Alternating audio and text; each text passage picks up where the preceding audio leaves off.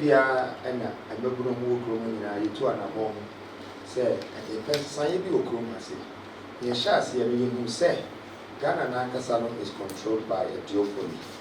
Now I've also served for 32 years. Into this very moment is history. It's a revolution. Because no bia emba tu jinaye emma sa abai menu way. Who says he said there competition no omonya nti na first no mo che but he say na nti sa na wo hwe ne ekoso I can see that this not just discrimination, but we're also being cheated, undermined, and restricted.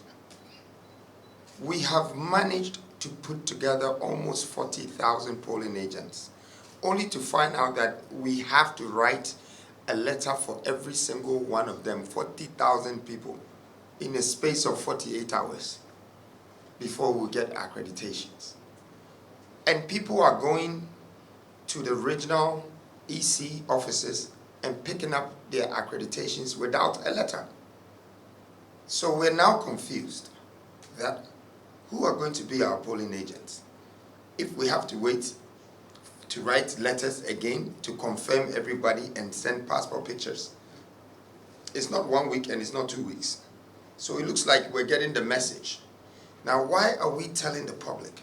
It's because we want Ghanaians to understand that we Ghanaians are being taken for granted for the sake of the parties that govern this country and all the governmental institutions that are standing behind these politicians.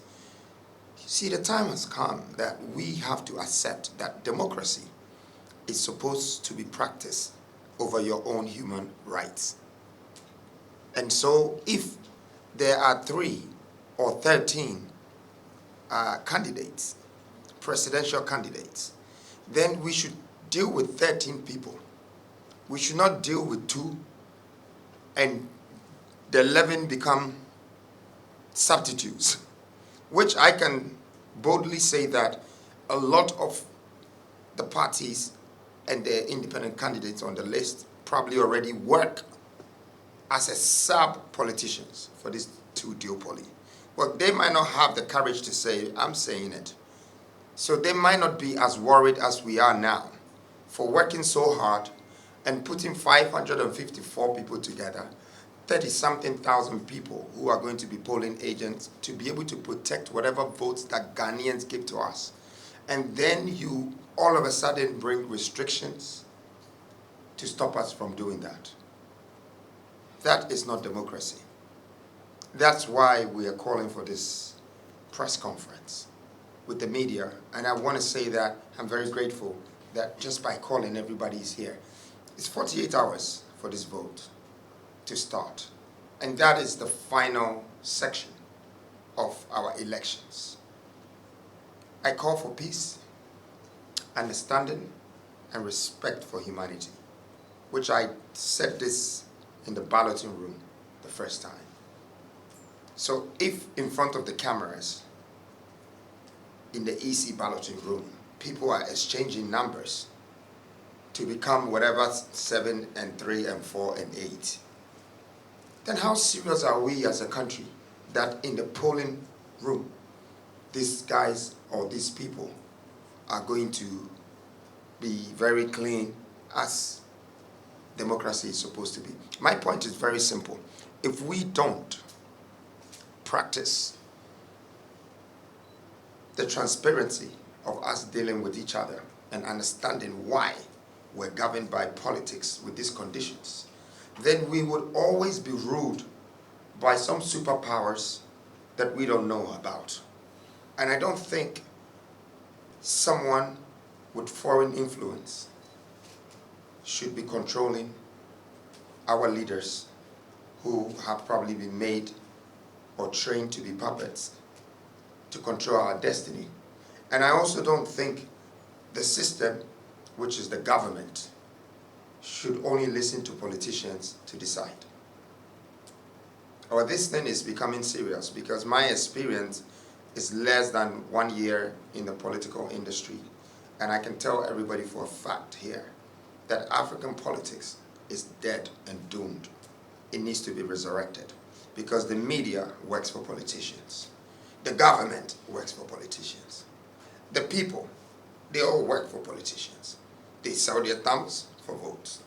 The media sell all their air spaces for politicians. They're scared because they can't say anything good. You go and sit down and talk for 1 good hour and share 12 pillars that can help this country to be rebuilt again, and the media is just finding something little to turn your whole character upside down because some politician is instructing them to do so. Well, I know that this very elections is bringing a change, and nothing is going to stop that. So on that note, I am asking Ghanaians that they have left me in a very lame position, that if I say I will still mobilize my 37,800 people and try and get them accreditations and this and that, I won't be able to.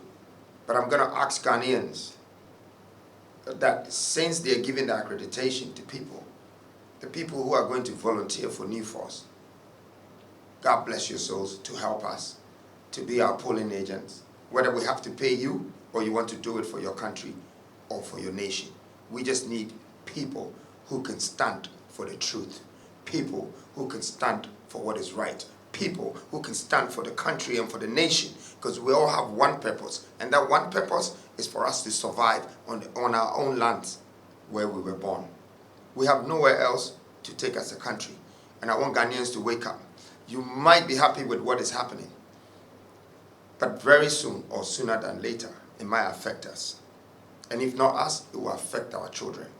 The truth will always set us free, and it would always lead us to success. Currently, our leadership is biased. So until we get up and start to straighten ourselves, we should remember and we should start looking for solutions for 1,000 more problems that is coming to us as a nation. But as for me, I have sacrificed myself to the nation.